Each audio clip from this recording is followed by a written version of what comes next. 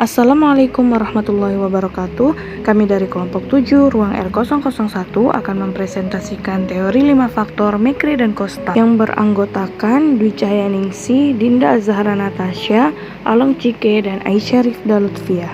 Diawali dengan biografi tokoh, yaitu Paul T. Costa lahir di Franklin, New Hampshire pada tahun 1942. Dia dan Robert Mekre mulai berkolaborasi pada tahun 1976. Dia menerima gelar sarjana psikologinya di Universitas Clark dan gelar dokter di Human Development Universitas Chicago. Setelah posisi akademiknya di Harvard dan Universitas Massachusetts di Boston, dia bergabung dengan NIA untuk meresmikan Stress and Coping Section. Dari tahun 1985 sampai 2009, ia adalah kepala laboratorium kepribadian dan kognisi. Sekarang Laboratorium Behavioral Neuroscience. Minat penelitiannya termasuk pengembangan dewasa, penilaian kepribadian, dan penyakit Alzheimer. Kemudian ada Robert Rogers Mekre, lahir pada 28 April 1949 di Maryville, Missouri. Mekre merupakan anak bungsu dari 3 bersaudara dari pasangan Andrew Mekre dan Eloise Elaine Mekre. Awalnya, Mekre berminat besar pada ilmu pengetahuan dan matematika. Akan tetapi, ia memutuskan mempelajari filsafat di Michigan State University.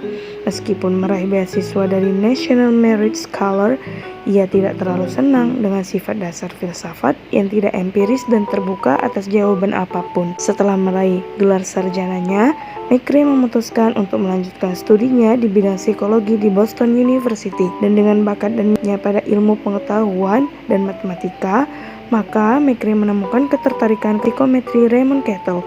Ia menjadi sangat tertarik pada analisis faktor untuk menemukan metode sederhana dalam mengidentifikasi sifat struktural yang ditemukan dalam kamus pada tahun 1960-an dan 1970-an. Walter Mischel sedang mempertanyakan gagasan bahwa sifat kepribadian benar-benar konsisten dan menyatakan bahwa situasi lebih penting daripada sifat kepribadian manapun.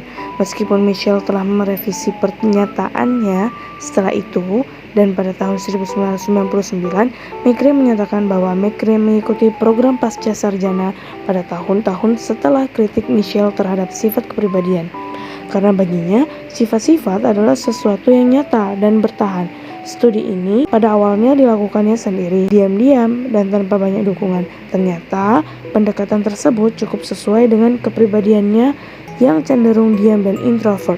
Kemudian pada tahun 1975, Mekre dirujuk oleh James Fozat, seorang psikologi perkembangan orang dewasa di Normative Aging Study, kepada Paul T. Costa, seorang pengajar di University of Massachusetts, Boston. Setelah pertemuannya, Mekre dan Costa bekerja di Gerontology Research Center yang mempunyai seperangkat data orang dewasa yang valid dan dalam jumlah besar.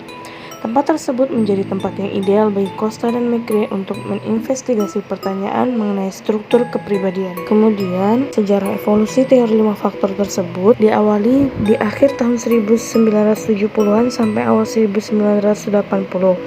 Mekre dan Costa mulai menganalisis faktor untuk menguji stabilitas dan struktur kepribadian karena Mekre dan Costa menolak teori-teori terdahulu yang mereka anggap terlalu bergantung pada pengalaman klinis dan spekulasi pasif. Nah, pada awalnya Mekre dan Costa hanya terfokus pada 2 dimensi, yaitu neurotisme dan ekstraversi.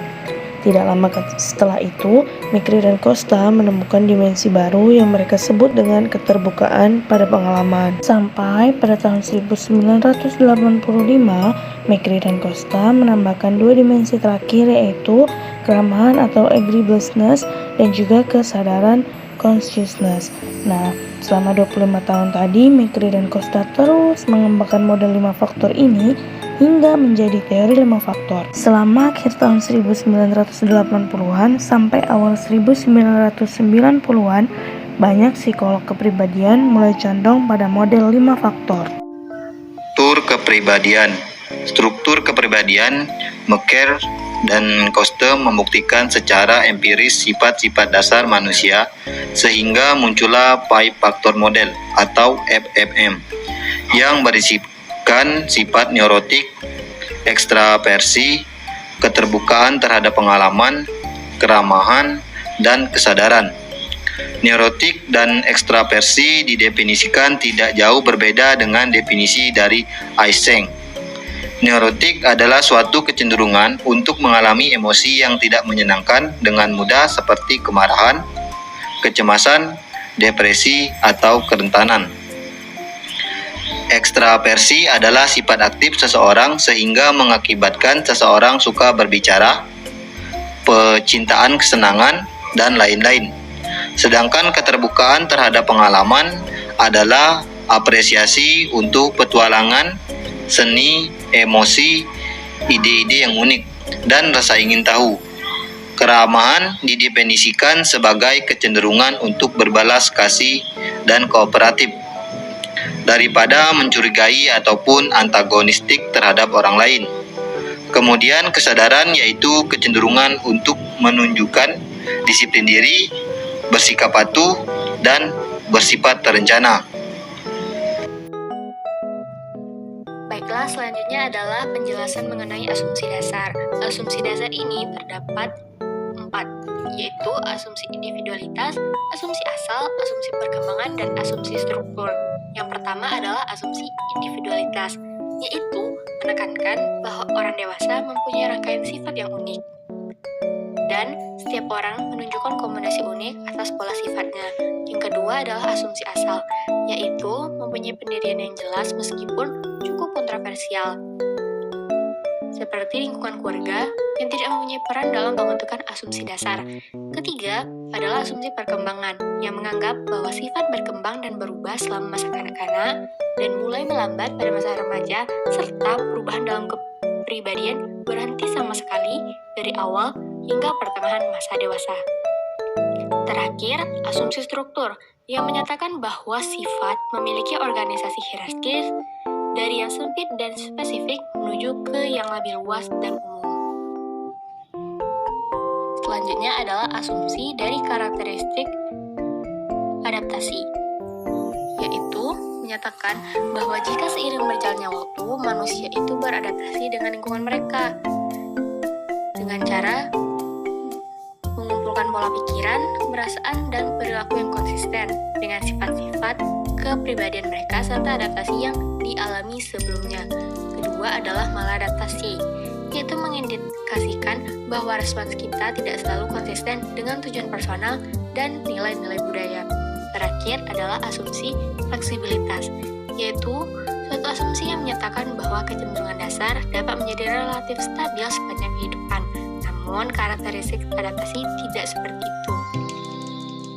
Kita masuk pada unit-unit dalam teori 5 faktor. Unit pertama adalah komponen inti. Komponen inti terdiri dari 3 hal. Yang A, kecenderungan dasar. Kecenderungan dasar adalah salah satu komponen dasar kepribadian.